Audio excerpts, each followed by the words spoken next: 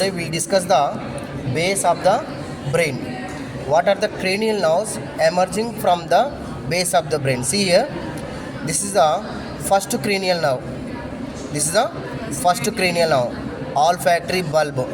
This is the olfactory bulb, olfactory nerve. This is the second cranial nerve, optic nerve. Optic nerve. So these two optic nerves cross to each other here. This is called the optic chiasma. This is called the optic chiasma. So posterior to this optic chiasma, infundibulum stalk is there. This is a infundibulum stalk. This is attached to this pituitary gland. Already you are seen in the hypophyseal fossa. It is there. We are removed from there. How the gland is there. This is the pituitary gland stalk. Next, and also we can identify here third cranial nerve. This is the third cranial nerve. This is the third cranial nerve. What is the third cranial nerve? Oculomotor. This is the oculomotor nerve. Third. Fourth is not visible here because very thin fiber is there. It is going to supply to the only one muscle, that is the superior oblique muscle, extraocular muscle. Next, fifth cranial nerve. This is the fifth cranial nerve. This is the fifth cranial nerve. It is emerging from the pons and the middle cerebellar peduncle. Where is the junction of the middle cerebellar peduncle and the ventral surface of the pons junction? This is the largest and thickest trigeminal nerve.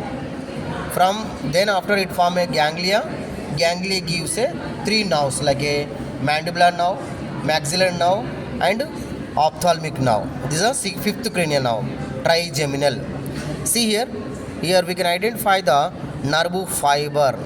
This is the sixth cranial nerve. See, this is the sixth cranial nerve. It is emerging just above the pyramids or the junction of the pons and medulla oblongata. Sixth cranial nerve emerging, that is abducent. This is the abducent. Next, corner region here, junction of this pons and medulla oblongata. Seventh and eighth cranial nerves are there. See, seventh and eighth cranial nerves. These two are seventh and eighth cranial nerves. Seventh is the facial nerve. Eighth is the vestibulocochlear nerve. Next, 9th, 10th, 11th and 12th cranial nerves emerging on either side of this medulla oblongata. These are the fibers, rootlets are there, very thin rootlets emerging from here, that is the medulla oblongata. So very difficult to finding at this area, but the rootlets and the nerves are after formation we can show in the cranial cavity how the foramens passing this cranial nerves. Just see here, pyramid and olive junction. This is the rootlet of this 12th cranial nerve. See here, one rootlet is there, hypoglossal nerve. Hypoglossal nerve. So, medulla oblongata, pons, midbrain. These two are the cerebral hemispheres. These two are the cerebellar hemispheres. First and second from the forebrain origin. Third and fourth from the midbrain. Fifth from the pons. Sixth, seventh, eighth at the junction of the pons and medulla oblongata. Ninth, 10th, 11th cranial nerves from the either side of the medulla oblongata. So maximum cranial nerves are emerging from the medulla oblongata. See, 6th cranial, 7th cranial, 8th, 9th, 10th, 11th and 12th. So lower half of the cranial nerves are emerging from the medulla oblongata.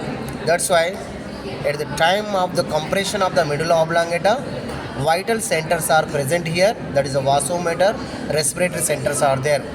The second cervical vertebra axis odentate process sometimes may compressed at the time of hanging. So may compress to the medulla oblongata. So we lost these two centers like a cardiovascular center and respiratory centers.